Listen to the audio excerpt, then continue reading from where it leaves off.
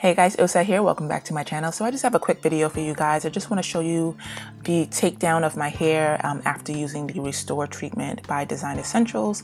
I had made a short about it, basically just raving about the product because of how easy my hair was to blow dry, to straighten, and it actually provided me with frizz-free results. So I did want to come on and just show you guys what that is currently looking like. I felt like the color of my hair was really vibrant, just so many wonderful things that, happened to come from using this product. So please enjoy the video, and I'll see you guys in my next one. So I did want to provide you guys with an update. I went to wash my hair and I saw some interesting results. So I am going to post that in part 2.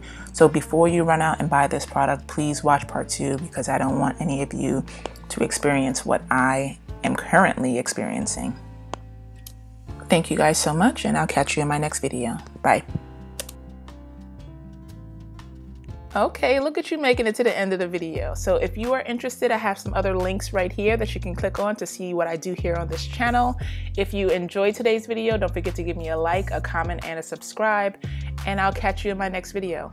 Bye.